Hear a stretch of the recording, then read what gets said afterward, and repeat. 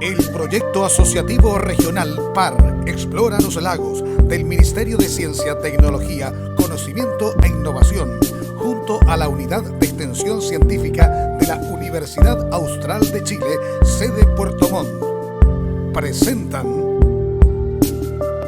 Café Científico en tu casa, con el apoyo del Centro de Investigación Dinámica de Ecosistemas Marinos de Altas Latitudes IDEAL. Muy buenas tardes. El PAR Explora los Lagos, en conjunto con la Unidad de Extensión Científica de la Universidad Austral de Chile, sede Puerto Montt, le dan la más cordial bienvenida al primer Café Científico en tu casa, actividad realizada con el apoyo del Centro IDEAL y Vértice TV. Los cafés científicos se realizan en distintas partes del mundo desde 1992 y fueron impulsados en París, Francia, para difundir y discutir temas relacionados con la filosofía. Posteriormente se adaptaron para la divulgación científica, denominándose Café Científico. En Chile se realizan también en ciudades como Coquimbo, Santiago, Concepción, Punta Arenas, entre otras. En Puerto Montt, la UACH lo ha desarrollado desde fines del año 2011 hasta la fecha. El objetivo de un café científico es crear un espacio para acercar la ciencia a la comunidad de una forma grata y relajada, a través de una breve y atractiva presentación para estimular el debate de temas científicos y tecnológicos, buscando que personas que tengan algún interés en la ciencia, pero que no necesariamente sean científicos, tengan la oportunidad de conocer e interactuar con científicas y científicos destacados en distintas áreas de la ciencia. La actual pandemia nos ha impedido encontrarnos en lugares como cafés, bares o restaurantes, pero hemos decidido llevar esta instancia a la comodidad de nuestras casas, manteniendo el ambiente cálido y cercano de siempre. Los invitamos a ponerse cómodos y disfrutar de la charla. Hoy contamos con la destacada presencia del Dr. Erasmo Macaya Horta, biólogo marino de profesión, magíster en Ciencias del Mar de la Universidad Católica del Norte, doctor en Biología Marina de la Universidad Victoria de Wellington en Nueva Zelanda.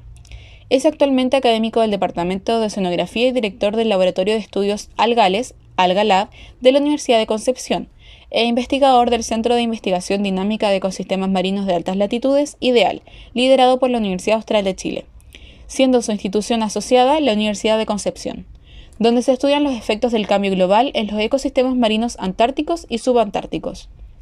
Sus líneas específicas de investigación se enfocan al estudio de las macroalgas marinas en aspectos como la ecología, la diversidad y la biología celular.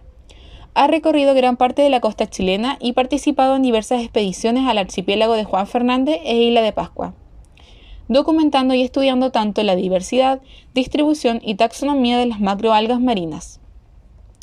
En esta oportunidad, en el marco del lanzamiento del tema del año de Explora 2020, que es la Antártica, nos presentará la charla inaugural Investigando las algas antárticas. Ya, bueno, un saludo a todas y todos que están ahí, y veo muchos recuadros y nombres en mi pantalla.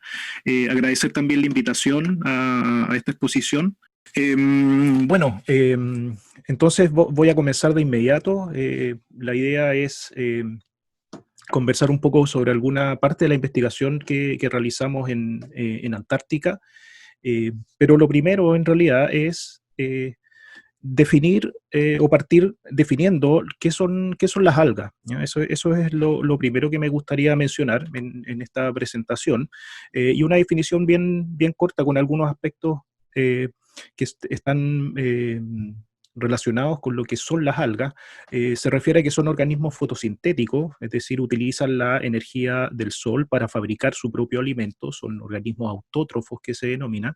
Viven usualmente en ambientes acuáticos, o sea, tenemos algas en lagos, en ríos y también en el océano, pero también hay algas en la nieve y hay algas en los desiertos y en zonas con muy altas temperaturas. En realidad están en diferentes lugares, pero usualmente uno las asocia a ambientes acuáticos. Eh, si las comparamos con plantas terrestres, son mucho más simples morfológicamente. Por ejemplo, no tienen raíces y no tienen sistemas de conducción. Las plantas terrestres tienen sistemas de conducción internos, se llama xilema y floema, que permite trasladar elementos. En el caso de las algas, estas no los poseen, son mucho más simples. Y acá yo hice una comparación entre una planta terrestre y una alga. En el lado derecho hay una planta con flor, donde ustedes pueden ver que está en un macetero. Bueno, ahí hay tierra y están las raíces que les permiten adherirse a las plantas al sustrato. En el caso de las algas, como ustedes ven acá en el lado izquierdo, no tienen raíces, tienen una estructura que se denomina disco, que le permite la adición al sustrato. Una estructura que se llama stipe, que sería el símil al tallo, que es una estructura de soporte, y zonas planas, y esas zonas planas se llaman láminas. Ahora, hay una diversidad impresionante de algas, por lo tanto hay algas que tienen discos muy pequeñitos y láminas muy grandes. Entonces ese es un alga tipo, y usualmente estas grandes que podemos a veces observar en las rocas. Es un grupo extremadamente diverso. De hecho, es tan diverso que, como ustedes pueden ver acá, hay representantes de algas en diferentes reinos, ¿ya? Incluso hay algas, y eso ahí hay la discusión, todavía algunos no los consideran algas, hay algas que son bacterias, que son organismos procariontes. De hecho, por eso las dejé en otro color, pero no necesariamente hoy día se están considerando en algunos casos como algas, sino que solamente organismos que no son procariontes, sino que organismos eucariotas. Entonces, tenemos organismos en el reino protozoa, en el reino plantae y en el reino cromista. Ahora, las macroalgas, que son las algas que yo estudio, están en dos reinos, en el reino plantae y en el reino cromista. En el reino plantae están las algas rojas y las algas verdes, mientras que en el reino cromista están las algas café. Las algas las podemos subdividir por tamaño. Existen macroalgas y microalgas. Las macroalgas son todas aquellas algas grandes que podemos ver a simple vista, mientras que las microalgas son todas estas algas pequeñitas. Usualmente son algas unicelulares, es decir, solo una célula, y acá yo les coloqué algunos ejemplos. Hay grupos de algas, por ejemplo, de diatomeas, los dinoflagelados, los aptófitos también, que son algas unicelulares. Además, como pueden apreciar ahí, son algas bien bonitas, tienen paredes de diferentes elementos, de sílice, de celulosa, de carbonato de calcio, y con unas perforaciones. En fin, son algas bien bonitas, y esas microalgas forman parte de lo que se denomina fitoplancton, es decir, el plancton vegetal. Ahora, ¿son importantes las algas? Es una segunda pregunta que me gustaría realizar. Y bueno, la respondo de inmediato. Las algas sí son importantes. Acá ustedes pueden ver un par de fotografías, en realidad un par de dibujos, cómo sienten o cómo se ven las algas cuando saben que la mayor parte del crédito sobre el oxígeno que se produce a nivel global se lo llevan los árboles. Sin embargo, las algas, y particularmente las microalgas, son responsables por prácticamente la mitad del oxígeno que nosotros respiramos a diario. Entonces son tremendamente importantes. O sea, debemos agradecer esas dos horas de oxígeno diario que tenemos al día, particularmente a las microalgas. Bueno, además son muy importantes ecológicamente, porque además de producir oxígeno, absorben CO2. Las macroalgas también, por ejemplo, forman diversos hábitats que protegen y dan refugio y alimento a muchos otros organismos. Y comercialmente también, porque yo les aseguro que en sus casas ustedes tienen varios productos derivados de las algas. Productos de las algas están en la pasta de dientes, en los helados, en sopas, en cremas, en cervezas, incluso en nuestra ropa. Así que se utilizan también comercialmente, y bueno, además se consumen. Existen muchas especies que se consumen como alimento, y eso también es otra de las importancias comercial que tienen estos organismos. Ahora, y particularmente hablando sobre Antártica, ¿sí? La pregunta, y la tercera pregunta que yo les hago, es si podemos encontrar algas en Antártica. Y como yo les mencionaba, me voy a referir principalmente a las macroalgas, que son las algas que estudiamos en el laboratorio. Las macroalgas en Antártica, bueno, en realidad, antes de hablar de las algas en Antártica o las macroalgas, me gustaría mostrarles en primer lugar en esa diapositiva la Antártica, y acá entregarle algunos datos que son bien interesantes en términos de este continente. Bastante grande, es un continente de 14 millones de kilómetros cuadrados. Gran parte de su superficie está cubierta de hielo. Prácticamente toda la Antártica está cubierta de hielo, solo un muy bajo porcentaje se descubre de hielo en algunos meses. Si dibujamos la línea costera, son cerca de 18.000 kilómetros, es el lugar más frío de la Tierra, es el lugar más seco de la Tierra, y algo bien interesante, que está rodeada, y hace muchos millones de años ha estado aislada del resto de los continentes por una corriente que se llama la corriente circumpolar antártica. Y esa corriente, que ustedes pueden ver ahora acá, es una corriente impresionante, tiene varios récords, es la corriente más grande que tenemos en el mundo, es una corriente que mide aproximadamente 23.000 kilómetros de longitud, aproximadamente 2 kilómetros de ancho, en algunos lugares hasta 5.000 metros de profundidad, conecta tres océanos, el Océano Pacífico, el Índico, el Atlántico, transporta una cantidad impresionante de agua. De hecho, transporta más agua que todos los ríos del planeta juntos. O sea, imagínense la cantidad de agua que transporta esta corriente. Y como lo mencionaba anteriormente, esta corriente es bien importante porque se formó hace varios millones de años y ha mantenido a la Antártica aislada. Y eso es un evento bien importante, el momento en que se genera esta corriente, porque comienzan en ese momento, de hecho, a bajar las temperaturas en Antártica y se mantiene como un continente prácticamente aislado del resto del planeta. Ahora, ¿cuántas especies de algas, y particularmente macroalgas, tenemos en Antártica? Este número normalmente va variando. Los que estudiamos algas sabemos que siempre el número que digamos en algún momento va a variar. Hasta hace 2 años, hasta hace 2 o 3 años, el número escrito de algas era cerca de 120, 130. Hace poquitas semanas apareció un libro de algas antárticas donde se hace una evaluación nuevamente del número de especies de macroalgas que existen en Antártica, y el número que sabemos hoy día reportado es de cerca de 150 especies, donde si las separamos en los 3 grupos tenemos 32 especies de algas verdes, 34 especies de algas pardas y 85 especies de algas rojas.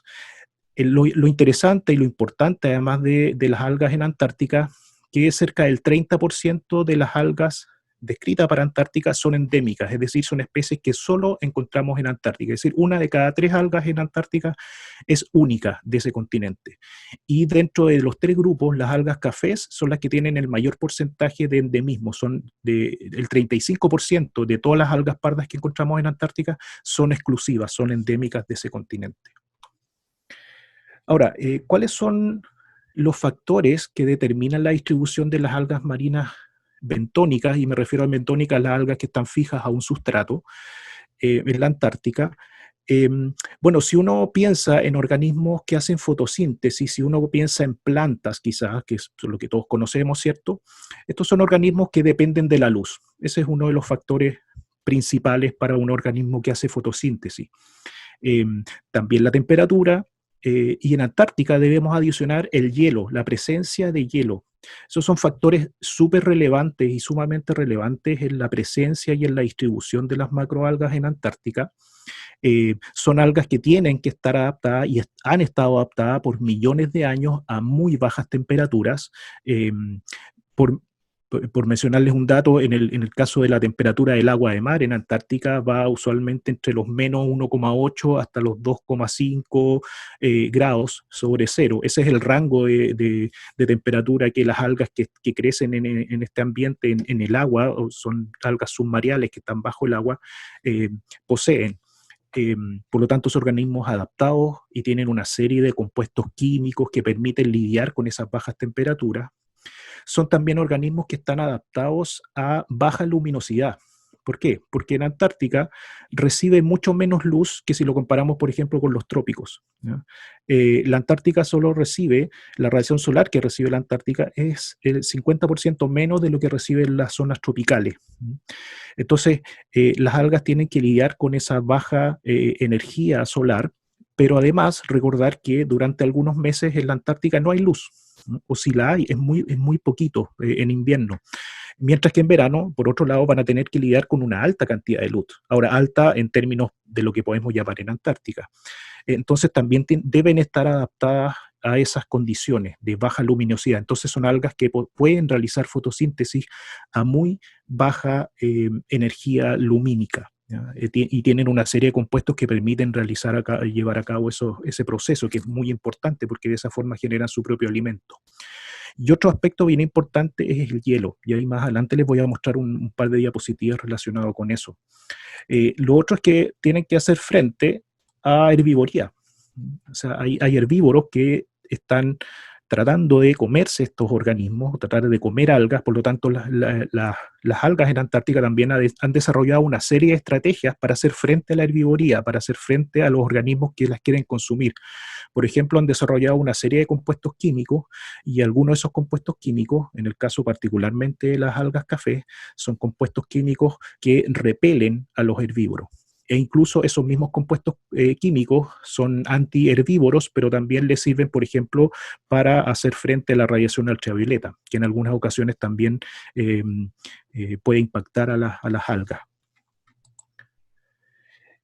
Ahora, cuando uno se imagina Antártica, y esta es una fotografía que es de mi primer viaje a la Antártica, esto fue en 2017, fue la primera vez que yo fui a estudiar algas a la Antártica, y esa es la primera foto que yo tengo de Antártica. Llegando ahí, arribando en el avión, ahí ustedes abajo pueden ver que, claro, no es todo hielo, ¿cierto? Hay zonas que están descubiertas de hielo, y precisamente esas zonas en la línea costera son las zonas que las algas desde primavera, en verano, comienzan a ocupar y en ese lugar se desarrollan. Entonces, en los lugares donde hay hielo, estas macroalgas simplemente no crecen sobre hielo, crecen sobre sustrato duro o arena. Yo les mencionaba el efecto del hielo, y el efecto del hielo es bien importante para las algas en Antártica. Si ustedes ven esta fotografía, en la medida que estos hielos se van desprendiendo, comienzan a desplazarse, y muchas veces estos mismos hielos regresan a la zona costera, y al regresar a la zona costera tienen un efecto abrasivo muy, muy importante. Entonces van rompiendo el sustrato, van rompiendo el fondo, y de esa forma va desplazando a las algas que ahí están. Entonces hay una serie de algas que tienen estrategias, por ejemplo, de rápido crecimiento, o incluso hay algunas especies que tienen zonas que van muy fuertemente adheridas a la roca. Entonces se elimina solo cierta parte cuando el hielo arrastra, pero y esas partes que quedan ahí en la roca pueden comenzar a generar láminas nuevamente. Entonces, pero el hielo es muy importante porque este efecto abrasivo y este choque contra el sustrato es bien importante y determina gran parte de la distribución de muchas de las algas, sobre todo las algas que están en la zona de las rocas que nosotros podemos ver cuando baja la marea. Este es un gráfico bien bonito que yo lo tomé prestado de un libro de flora marina antártica que escribió un colega de la Universidad Austral, Iván Gómez, que lo publicó en 2015, y ahí aparece un patrón, y este es un patrón de zonación. Si uno se fija en este dibujo, las algas están en diferentes zonas, ¿ya? Y son distintas las especies que están en las diferentes zonas. Vemos desde la zona más alta, desde el número 1, hasta los 30 o 40 metros, que es la profundidad máxima que usualmente vamos a encontrar algas en Antártica. Hay algunas especies, sobre todo algas rojas, que han sido descritas a mayor profundidad, 70 metros incluso, pero en general la mayoría llega hasta los 30 metros, porque hasta esa profundidad es donde puede llegar un poquito de energía solar para realizar la fotosíntesis. Entonces, en la zona intermareal, en esta zona, cuando ustedes van a la playa, ¿cierto?, baja la marea, esa zona que queda descubierta se denomina zona intermareal, y en esa zona dominan algas pequeñas, algas que tienen muy, muy altas tasas de crecimiento. Normalmente son láminas pequeñitas o también son formas filamentosas. Después tenemos, si ustedes se fijan, del número 7 al 9, esa zona es una zona ya bajo el agua, cuando baja la marea, y ahí comienza todo lo que es zona submareal, que denominamos nosotros. Esa zona, entre los números 7 y 9, esas especies que están ahí, son especies que viven en estas zonas que yo les mencionaba, que son impactadas por la acción del hielo, donde ahí el sustrato es un factor altamente limitado. Y son algas que tienen, como yo lo mencionaba, una alta capacidad de crecer, ¿ya? Crecen muy rápido. Y por último tenemos del número 10 en adelante hasta los 30 metros, 40 metros aproximadamente, algas que están adaptadas a esas condiciones de baja luminosidad. Desde los 5 a los 30 metros hay muy poca la cantidad de luz que llega, pero las algas igualmente están adaptadas a esas condiciones y normalmente dominan en esa zona algas pardas. Y acá tienen algunos ejemplos de algunas algas comunes de esta zona. Estas fotografías que yo les estoy mostrando están tomadas en la península antártica. Estas son zonas muy cercanas a la base de investigación que tiene el Instituto Antártico Chileno, la base Julio Escudero. Entonces, esta, por ejemplo, acá ustedes ven una alga verde, es una alga verde que se llama Ulotrix y que vive en esta que yo les denominaba la zona intermareal, y vive bien alto. Es una alga Ulotrix, es una alga que está muy bien adaptada y es muy tolerante, por ejemplo, a desecación. ¿Ya? Es una alga que puede perder hasta el 70% de agua y aún así cuando sube la marea se rehidrata y sigue trabajando fisiológicamente sin ningún problema. ¿Ya? Estas son, ahí como ustedes pueden ver, son fotografías de los filamentos de Ulotrix. Otra alga también que vive en esta zona alta de intermareal, y en esta zona alta usualmente están varias horas sin recibir agua, entonces muchas de ellas lo que hacen es que trabajan solamente o reciben esta salpicadura o el spray del oleaje muchas veces. Y acá también tenemos, y si para las personas que están de Chile y si es que habrán visto alguna vez, este se parece bastante al luche. Y de hecho es un luche antártico, porque es el mismo género del luche que tenemos, bueno, en la costa de Chile continental y en muchas partes del mundo. Esta especie es Spiropia endivifolia, es una especie de luche endémico, exclusivo de Antártica, y es una alga roja que está adaptada a vivir en zonas altas del intermareal y también tiene una batería enzimática, fisiológicamente está muy bien adaptada para resistir varias horas sin agua.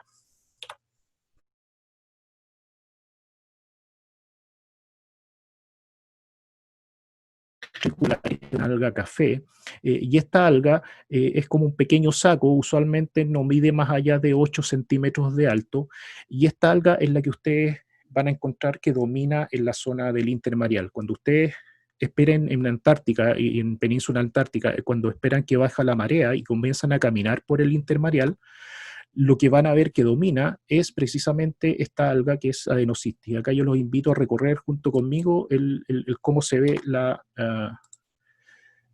Adenosistis. Ahí estamos caminando, esto bajó la marea, se fijan que hay algunas pozas de agua y lo que domina es precisamente esta alga, esta Adenosistis, esta alga café. Es una alga que tiene muy rápido crecimiento, es muy tolerante en verano en la zona alta del intermareal y en algunas pozas la temperatura puede llegar hasta 12 grados sobre cero. Entonces es una temperatura bastante alta considerando lo bajo que yo les mencionaba hace algún rato. Entonces, es probablemente el alga más numerosa en número, en abundancia, que ustedes van a poder encontrar en gran parte de las zonas costeras rocosas, en este caso de Península Antártica. Esta es una fotografía de una poza de marea. Cuando baja la marea, ¿cierto? Hay algunas zonas donde se aposa agua de mar. Bueno, y en esas pozas también son bien interesantes porque ahí se dan otras especies, en conjunto también con algunas de las que yo ya les he mencionado, y son bien diversas. Fíjense acá que se ven bastante diferentes colores. Entonces ahí tenemos algas verdes, algas rojas y algas pardas. Entonces son pozas bien interesantes porque ahí también existen algunas otras especies que, por ejemplo, no pueden llegar un poquito más arriba porque ya más arriba tienen que estar muchas horas sin agua y muchas horas también haciendo frente a la radiación y a la desecación. Aquí tienen ustedes, esta es una foto, es como si ustedes metieran la cabeza ahora en una poza de marea en Península Antártica, y esto es lo que ustedes pueden ver. Se fijan, ahí hay algas pardas, hay algas rojas. Y a propósito de lo que les mencionaba antes, que es un factor bien importante también en Antártica, que es la herbivoría. En Antártica, en las pozas de marea, hay bastante herbívoros, y aquí los invito a recorrer y mirar lo que ustedes pueden encontrar en una poza de marea. Fíjense la cantidad de crustáceos. Estos son pequeños crustáceos. Estos crustáceos son llamados pulgas, nosotros llamamos, son anfípodos, pulguitas de mar, y están en una cantidad impresionante. Es impresionante y nunca había visto tal cantidad de crustáceos, y esto es una poza de marea. Estos crustáceos son muy abundantes en Antártica. Bueno, muchos de ellos no necesariamente son herbívoros, varios de ellos son carnívoros, algunos son omnívoros, es decir, comen vegetales y animales, pero una fracción también de ellos son herbívoros. Aunque principalmente lo que hacen, sobre todo en las macroalgas, es remover las pequeñas alguitas a veces que están creciendo encima. Un herbívoro sí que se alimenta particularmente de las fases microscópicas de muchas algas. Hay muchas algas que para reproducirse botan sus semillas, sus esporas o sus gametos que son microscópicos, y este molusco que ustedes ven acá, que es una lapa antártica, el género es Nacella, es un molusco que se alimenta y va sobre la roca comiendo estas pequeñas microalgas y también los estadios pequeños de las algas grandes también. Entonces son herbívoros bien voraces. Esta es otra alga bastante común en algunas zonas de Antártica. Esto es una alga roja, es Hygarthina scottbergi. Acá en Chile le llamamos, está también en la zona sur, le llamamos luga roja o cuero de chancho, es una alga bien dura, aunque estudios genéticos recientes han demostrado que la especie que existe en Chile continental y la especie que existe en Antártica son especies diferentes, así que el número de algas también en Antártica de macroalgas, en la medida que estos trabajos se vayan consolidando y haciendo la taxonomía de estas especies, va también a ir aumentando el número de especies de Antártica. Esta alga es una alga roja, se llama Palmaria decipiens, es una alga roja bien bonita, es una lámina que puede llegar a medir hasta 1,5 metros de largo, un poquito más a veces, es una lámina muy delgadita, pero fíjense cómo está sobre las rocas. En algunas zonas es impresionante la cantidad de estas algas que uno puede encontrar, y de hecho hay que tener bastante cuidado. Yo casi me caigo acá tratando de llegar y hacer algunas mediciones y sacar esa fotografía. Es una alga que además es tiene algunos geles, así que uno fácilmente se puede resbalar y caer acá en las rocas. Es difícil además ver dónde está el fondo. Puede haber una poza de marea o puede haber una roca. Otro aspecto bien interesante de las algas en Antártica es que en Antártica no tenemos algas del grupo de las laminariales. Y ustedes se preguntarán, bueno, ¿cuáles son las algas laminariales? Las algas laminariales son las algas que forman bosques submarinos, ¿ya? Y que están en gran parte del mundo, en las zonas azules, estas líneas azules, es los lugares donde uno puede encontrar bosques submarinos. Y para las personas que están acá en la charla y que son de Chile, habrán escuchado más de alguna vez de los güiros, ¿cierto? Güiro negro, güiro palo, el güiro canutillo, el sargazo. Bueno, esas son algas que forman bosques submarinos, y estos bosques no están presentes en Antártica. El único continente que no tiene laminariales, que no tiene estas algas cafés grandes, es Antártica. Y hay un par de razones para eso. El grupo de las laminariales es un orden que apareció hace muy poquito, es un orden relativamente joven en términos evolutivos, y por otro lado, sus fases reproductivas también no se desarrollan muy bien a bajas temperaturas. Entonces no es muy posible tampoco en el hecho que si es que hubiesen podido arribar a Antártica, que se hayan desarrollado, porque su ciclo de vida se vería interrumpido. Eso no quiere decir que en Antártica no tengamos bosques. Los bosques de algas que existen en otros lugares del mundo, en Antártica son reemplazados por un grupo de algas que son del orden desmarestiales. Y ahí hay varias especies de algas desmarestiales que son endémicas. Ahí estamos viendo Desmarestes ansep, algas que pueden llegar a medir un par de metros de largo y que forman estos bosques y que pueden dar refugio y alimento a muchos otros organismos. Fíjense por ahí que aparece una estrella, y si uno mueve estas algas hay una cantidad impresionante de organismos asociados. Esta alga, que también es del orden desmarestiales, es Imantotalus grandifolius. De hecho, fíjense en el nombre, grandifolius. Eso ya nos indica algo. Esta es una alga que encontramos, bueno, también está en otros lugares, pero casi exclusivamente en Antártica. Y es el alga más grande que podemos encontrar en Antártica. Es una alga café que puede llegar a medir hasta 10 metros de largo. Y acá los invito a sumergirse junto conmigo en las aguas de Antártica. Y fíjense ustedes lo que comenzamos a ver. Este es en algunos de los muestreos que estuvimos realizando precisamente este año, en febrero, y ahí yo metí la cámara y comencé a grabar lo que está bajo el agua. Eso debe ser 1 metro y medio de profundidad.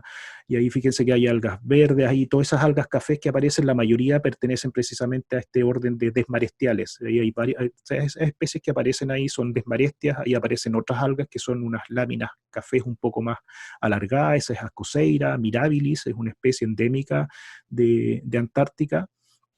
pero en general se fijan que tienden a dominar estas algas cafés tembarestiales y otras especies de algas cafés grandes, junto también con algunas algas de estas algas rojas laminares, que algunas de ellas son las que están muy bien adaptadas cuando tienen este efecto abrasivo del hielo y pueden crecer rápidamente, sobre todo esas láminas rojas.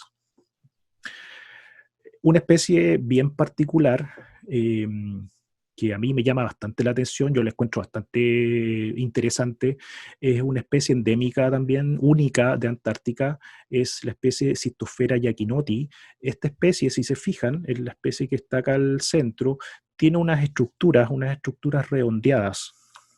Y ahí están viendo una fotografía, un zoom de esas estructuras.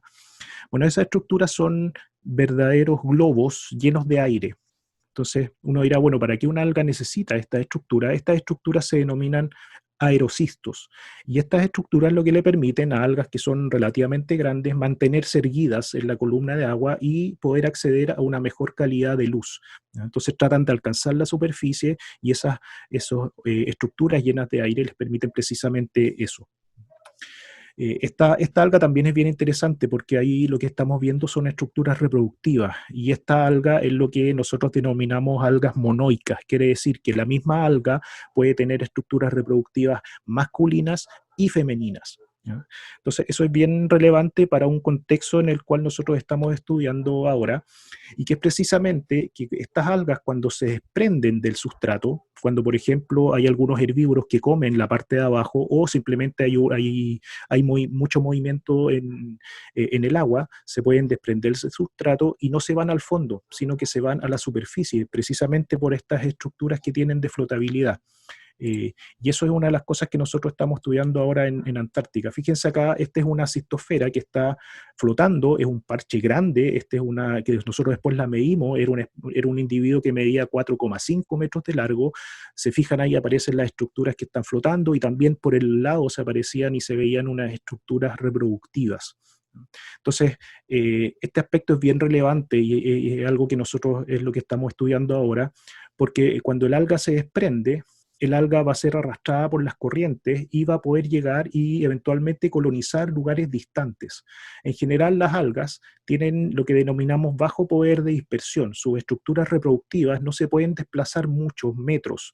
Entonces, esta es una forma de desplazamiento. Esta forma de desplazamiento es una forma alternativa para desplazarse, y que además puede llevar consigo organismos asociados. Hay muchos organismos que viven asociados a las algas y eventualmente pueden ser transportados también junto al alga en estos viajes que pueden durar días, horas, y eso es lo que precisamente estamos investigando ahora. La fotografía que ustedes ven acá es un Durvilea. Durvilea es una alga café que, a diferencia de Cystophera y otras, no tiene estas estructuras que ya nosotros llamamos aerocistos, pero tiene toda su estructura interna, tiene unas celdas que están llenas de aire. Entonces la Durvilea, y nosotros en Chile la conocemos como cochayuyo, cuando se desprende del sustrato también puede flotar y se mantiene en la superficie, como ustedes pueden ver ahí en esa fotografía en el lado izquierdo de la pantalla. Ahora, hace algunos años, un autor, Smith, lo que hizo fue estimar el número de Durvilea, de cochayuyo, flotando en el hemisferio sur. Y llegó a un número bastante interesante y bien alto. Él sugiere que en cualquier momento, en algún momento específico, nosotros podemos encontrar hasta 70 millones de Durvileas, 70 millones de cochayuyos flotando. Y ahí yo puse en este mapita del hemisferio sur, coloqué acá unas plantas, unos cochayuyos flotando. Ahora, recuerden que la corriente circumpolar antártica, que va acá en esta dirección, es una barrera que impide el ingreso de estas algas hacia Antártica. ¿Ya? Entonces, y de hecho impide el ingreso de muchos otros organismos. Solamente ballenas y organismos muy grandes o aves van a poder cruzar y llegar a Antártica, pero en general todos estos organismos que están flotando es muy difícil que puedan ingresar y penetrar, en este caso, a la Antártica. Sin embargo, y acá hay una fotografía que para mí es bien relevante, que probablemente no es la mejor foto, estéticamente no es la mejor foto que yo haya tomado dentro de todas las investigaciones que he realizado, pero esta foto es bien importante porque en el primer viaje que yo realicé a la Antártica, estaba esperando un barco para irme a otra estación en el sur, al sur del lugar donde estábamos, y salí a caminar por la playa, y en la playa encontré lo que ustedes están viendo ahí. Entonces alguien dirá, bueno, trozo de alga nomás ahí encontrado en una playa en Antártica, pero bueno, esa alga es precisamente Durbilea, esa alga es cochayuyo, y la Durbilea, ese género, no crece en Antártica. Por lo tanto, esta alga lo que hizo fue traspasar esta barrera, esta corriente circumpolar antártica, y logró ingresar y logró llegar a Antártica. Ese mismo año, un colega de la Universidad Austral, Nelson Valdivia, también encontró trozos de Durbilea varados muy cerca del mismo lugar donde yo les estoy mostrando acá. Y estos trozos yo me contacté y se los envié a una colega en Australia, a Crit Fraser, y Crit lo que hizo fue analizar genéticamente, utilizando análisis moleculares de última generación, logró secuenciar, obtener ADN de esas muestras que yo les envié, que habían llegado a Antártica, y fue bien interesante porque ella lo comparó con una mega base de datos de ADN, de análisis genéticos que le había hecho a Durbileas en todo el hemisferio sur. Entonces los datos moleculares lo que hicieron, permitieron determinar el punto exacto de origen de esos trozos que nosotros habíamos encontrado en Antártica. Y los trozos habían salido de dos islas, South Georgia y las Kerguelen, que ustedes ven acá indicadas en este mapa. Entonces lo que sucedió es que estas algas salieron de esas islas y comenzaron a viajar por la corriente circumpolar antártica hasta llegar a la península antártica, el lugar donde nosotros las encontramos. De hecho, este hallazgo y este artículo científico fue destacado como, fíjense ustedes, ahí salió hasta en la portada de una importante revista de investigación, y incluso en el título que colocaron a esa revista o a ese número cuando aparece este artículo, es una pregunta, y la pregunta es si es el fin del aislamiento de Antártica. Entonces, probablemente, claro, alguien dirá, bueno, un trozo de Durbilea, un trozo de cochayuyo encontrado en una playa antártica, quizás no es tan relevante, pero este hallazgo dio pie para que eventualmente poder cuestionar este aislamiento de la Antártica por la corriente circumpolar. De hecho, lo que se hizo además en ese artículo fue bien interesante porque se hicieron unos modelos matemáticos y oceanográficos para precisamente ver cuál fue el viaje que realizaron estas algas flotando a través de la corriente circumpolar antártica. Y acá ustedes están viendo el viaje que realizaron esas algas. Ahí están saliendo de esta isla que yo les mencionaba, South Georgia, y esos son 140 trozos de algas, imagínense ustedes, que se simularon saliendo de esa isla. Todas las líneas y todos los puntos que están en azul no logran llegar a Antártica, pero todos los puntos que están ahí en color anaranjado logran llegar a Antártica. Y ese es el recorrido que probablemente hizo alguno de estos trozos que nosotros encontramos, y eso además fue reportado como el mayor viaje de un organismo, de un alga en superficie, que nunca se había reportado. Es un viaje de aproximadamente 20.000 kilómetros.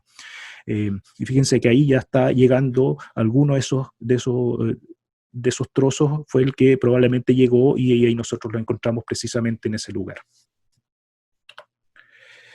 Entonces, esa es una de las cosas que estamos investigando en Antártica, estas algas que están flotando, porque si ahora nos ponemos a analizar todo bajo un contexto de cambio climático, donde la península antártica particularmente es una zona que está bastante impactada, ya se ha determinado que durante los últimos años, las últimas décadas, la temperatura ha ido en aumento, precisamente en la península antártica están aumentando los deshielos, y de alguna forma también algunas de las corrientes, y a futuro probablemente cambiaré un poco el sistema de corrientes, no completo, pero sí permitiría, por ejemplo, el arribo de más de estos organismos desde el exterior.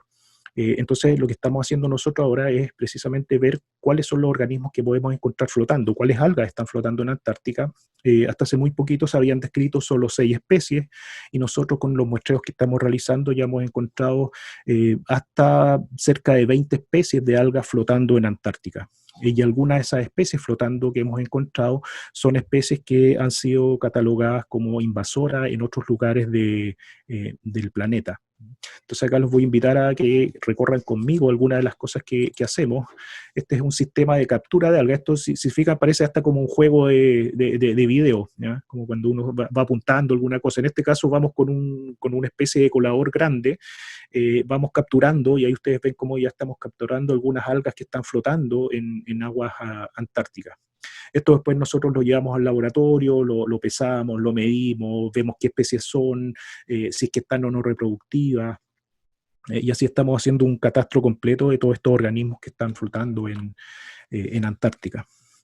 Ahora, yo les mencionaba esto del por qué estudiar quizás este tipo de organismos. Y es bien relevante porque hace poco, hace un par de meses, salió publicado un estudio en el cual se reportó la presencia de organismos, algas y animales que venían adheridos a Durbilea y Macrocystis, dos algas cafés que no crecen en Antártica, pero que fueron encontradas en islas de excepción, en Antártica. Y estas algas traían consigo algunos de estos organismos que ustedes ven acá abajo en esta diapositiva. Y uno de esos organismos, que es el organismo que está acá en la letra D, es un briozoo, es un organismo, es un animal que también ha sido catalogado como invasor en otras partes del mundo. Entonces, esto es bien relevante porque si pensamos ahora en un contexto de cambio climático donde a futuro va a haber más de hielo, por lo tanto va a haber más sustrato disponible, las temperaturas van a estar un poco más elevadas, por lo tanto podría dar pie para que estos organismos que vienen desde otras latitudes puedan llegar, puedan colonizar y puedan crecer en Antártica, y eso podría cambiar completamente los ecosistemas y las comunidades como nosotros hoy día las conocemos. Entonces, bien relevante este aspecto, y también es relevante seguir estudiando lo que va a pasar con las algas en un contexto de aumento de temperatura, porque si pensamos que a futuro se ha escrito que un porcentaje importante de los hielos en Antártica van a desaparecer, eso va a quedar sustrato para que pueda ser utilizado por otros organismos. Ahora, el problema de eso es que al haber deshielo va a aumentar, van a haber cambios en la química del agua, ¿cierto? Se va a modificar la salinidad, al haber deshielo aumenta la turbidez del agua, y al haber más turbidez, haber menos luz disponible para que las propias algas de Antártica puedan realizar fotosíntesis. Por lo tanto, el cambio es bastante importante, o sea, vamos a ver un cambio completo en ecosistemas. Eso todavía se está estudiando, se está tratando de entender cómo estas especies van a poder responder a todos esos cambios de salinidad, cambios en la radiación solar, que es relevante.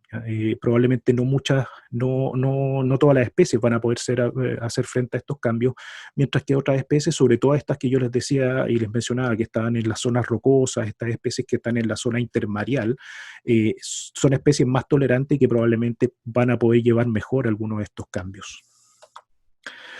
Entonces, en resumen, las algas son organismos importantes. Recuerden, oxígeno, 12 horas de oxígeno gracias a las algas, particularmente las microalgas. Son organismos extremadamente diversos, están adaptadas, tienen una serie de adaptaciones para crecer en Antártica. Hay 150 especies aproximadamente, pero el número está variando y va a variar, y hay varios estudios genéticos que indican que hay más especies de las que actualmente hay descritas.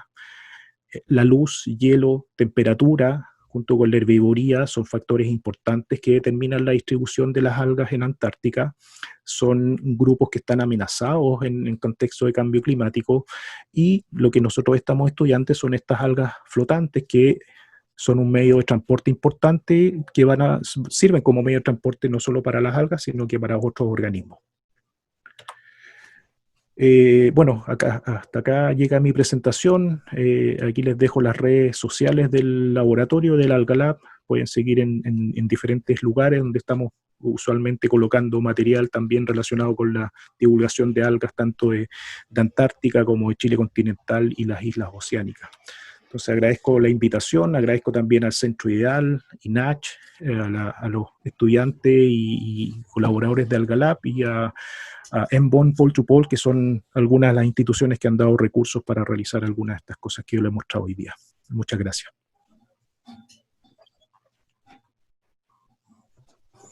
Bueno, junto con agradecerte, Erasmo, por tu exposición de hoy, Comentarte que han estado bien entusiastas la audiencia, han preguntado harto, Sí, ahí estoy mirando bastantes las cosas. preguntas. De hecho, lo tuve oculto y no lo pude ver en la medida que iba presentando, pero ahora ya estoy mirando Sí, las consultas. Sí, hay hartas, sí. mira, hay unas que están orientadas más bien como a las características de las algas. Ahí Juan Ignacio pregunta, ¿cuántas horas de sol hay en la Antártica y cómo sobreviven con tan poca luz? Y Javier Maldonado pregunta de qué depende el color que adoptan las Ujú. algas. Ya, de la primera pregunta, bueno, eso depende si es verano o invierno. En algunas zonas, particularmente en el centro de Antártica, en invierno simplemente no hay luz y hay varios meses sin luz.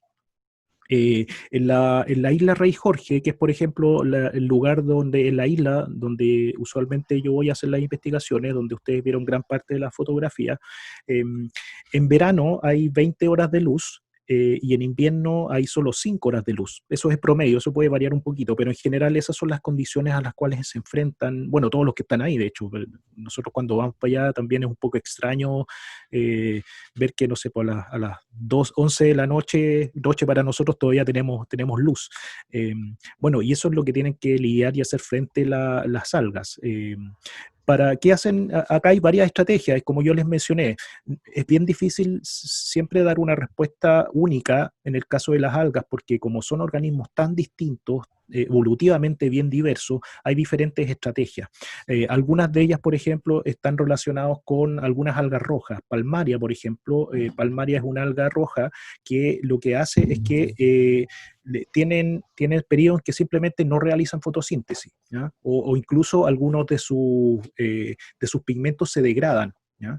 En oscuridad. Simplemente como no los usan, se degradan, pierden la capacidad fotosintética en estos semanas, meses que no hay luz, pero cuando llega la luz nuevamente con finales de invierno, ya principios de primavera, estas algas lo que hacen es que sintetizan pigmentos rápidamente, ¿ya? Y en pocas semanas ya pueden volver a hacer fotosíntesis de forma muy normal. Hay otras algas, por ejemplo, algas pardas principalmente, que lo que hacen es que almacenan comida, ¿ya?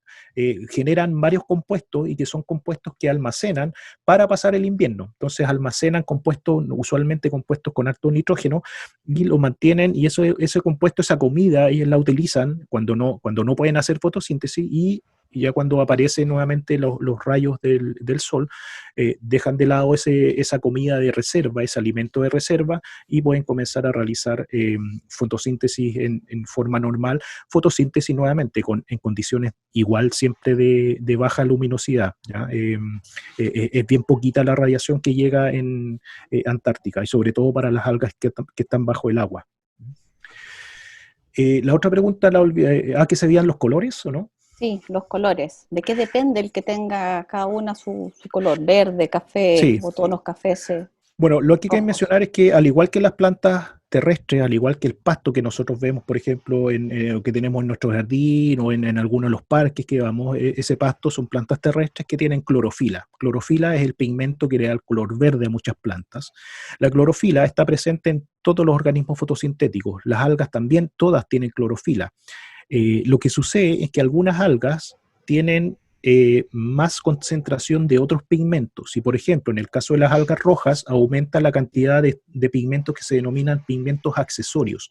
Y esos pigmentos accesorios, en el caso de las algas rojas, se llaman ficobiliproteínas. Y la ficoeritrina es particularmente el pigmento que en el caso de las algas rojas le da el color rojo. En el caso de las algas cafés, eso está dado por un pigmento llamado santinas, fucosantinas, particularmente esa combinación de pigmentos que da esos colores café. Ahora, no necesariamente las algas siempre las rojas son de color rojo, y eso va variando, también va dependiendo de algunos ajustes pigmentarios que van realizando las algas dependiendo de la zona, si están más arriba, más abajo, si reciben más luz, menos luz, esas composiciones también pueden ir variando, ¿ya? De hecho, también, por ejemplo, hay un colega, Nelson Navarro, de la Universidad de Magallanes, que él estudia mutantes verdes de algas rojas. Entonces, esa gigantina, Scottbergi, esa alga bien bonita roja que yo les mostré, bueno, ahí a veces aparece como un mutante verde. Hay mutaciones que hacen que no se sintetice la ficoeritrina y tienen una gran cantidad de clorofila. Entonces el color, siempre hay que tener ojo, para veces en terreno las algas rojas se ven de color verde, las algas verdes se ven de color rojo, así que no necesariamente es un factor para poder discriminar a qué grupo pertenecen. No siempre es lo que se ve, ¿no? Exactamente. ¿No? Mira, hay dos preguntas en relación a las competencias entre un tipo de alga y la otra. Mónica Arcos y Valentina Vial nos preguntan, ¿cómo es la convivencia o la competencia cuando hay algas de estas rojas que son una lámina delgada pero extensa con otras especies de algas? Y Valentina nos dice, ¿desarrollan alguna competencia las distintas especies de algas entre sí? Y si así es, ¿cómo funcionan? Sí, compiten. Bueno, competencia, siempre se produce competencia cuando algo, en este caso sustrato, o por ejemplo alimento o luz, es limitado. Cuando hay un factor, un elemento que es limitado, hay que competir. Hay que comenzar a luchar por ese elemento, o sea, hay que comenzar a luchar en este caso por comida o, por ejemplo, por luz. Hay que comenzar a luchar por el poco sustrato que a veces está disponible. Y para eso, bueno, nuevamente hay una serie de estrategias, como yo lo mencionaba, hay algas que tienen tasas de crecimiento muy rápidas, por ejemplo, se reproducen muy rápido, liberan muchas semillas, muchas esporas o gametos rápidamente, los cuales se adhieren al sustrato en forma muy rápida y pueden crecer. De esa forma utilizan rápidamente el sustrato. Otras algas mantienen zonas adheridas a las rocas, si bien se pierde, por ejemplo, la lámina, pero hay zonas que quedan adheridas al sustrato y esas zonas, esos discos a veces comienzan a generar nuevas láminas, ¿ya? Entonces, claro, pero siempre tienen que estar compitiendo y hay muchas semillas, esporas de algas que están compitiendo por el a veces poco sustrato que es disponible, y muchas veces las que van a poder ganar ahí son aquellas que tienen tasas de crecimiento o tasas de reproducción más altas. Por ejemplo, ¿qué sucedía con esta lámina, esta palmaria, que es una alga bien larga? Bueno, igual abajo de esas algas también hay otras algas, ¿ya? Entonces hay algas que nuevamente tienen una mejor adaptación a poder realizar fotosíntesis con a baja luminosidad. Por lo tanto, si bien uno ve estas láminas que pueden estar cubriendo, pero esas láminas cubren y igual, pese a que hay poca luminosidad, igual existen especies que están adaptadas a poder crecer en esos ambientes. Y tal vez una otra pregunta que tenga relación un poco con lo mismo que nos estás comentando, Fabián Vázquez nos dice, ¿qué organismos viven asociados a las algas?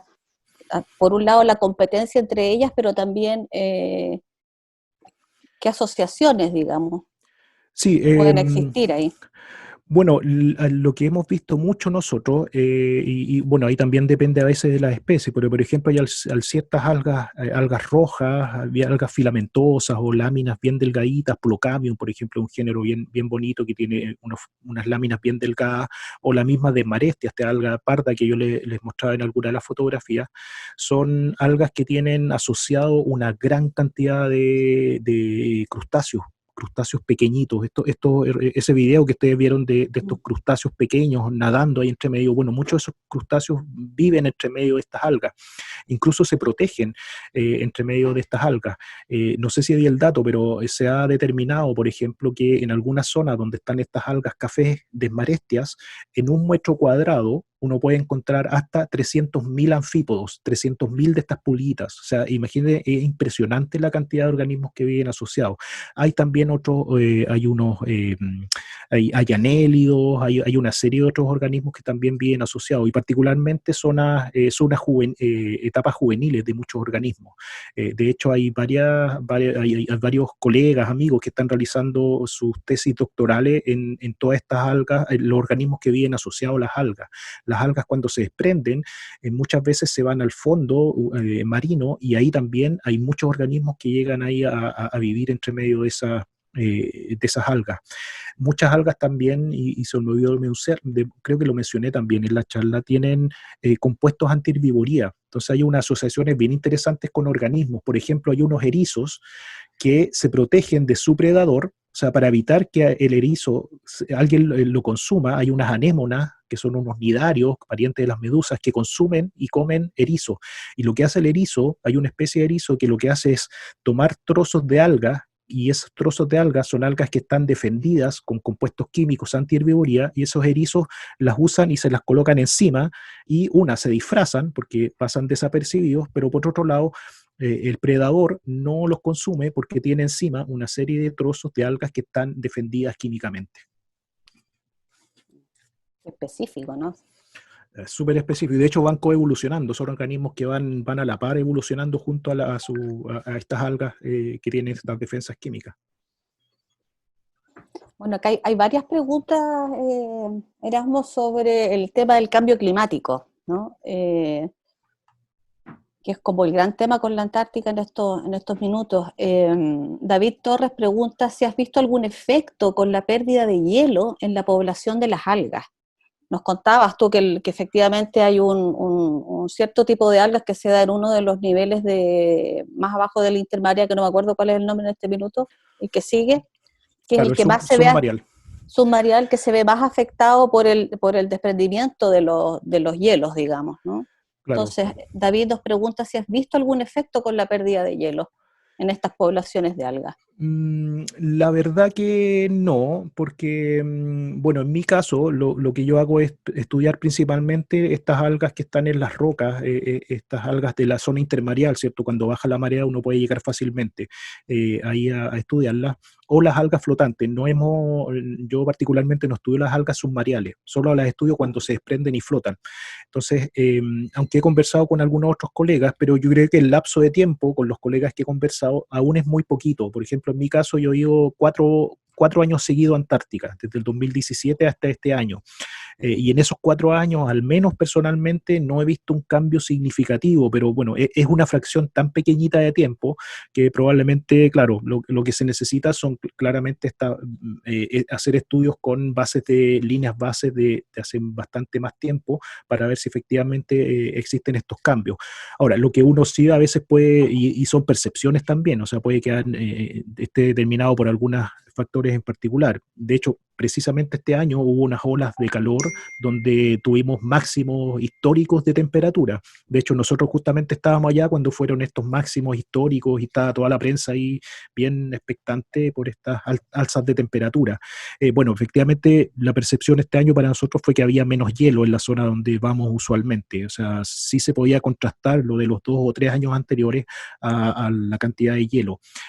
Pero en el caso de las algas, hicimos varios muestreos y no hemos analizado todavía en detalle esos datos, pero no vimos una diferencia tan radical respecto de al menos 3 o 4 años anteriores, que eso es nuestra base de datos por ahora.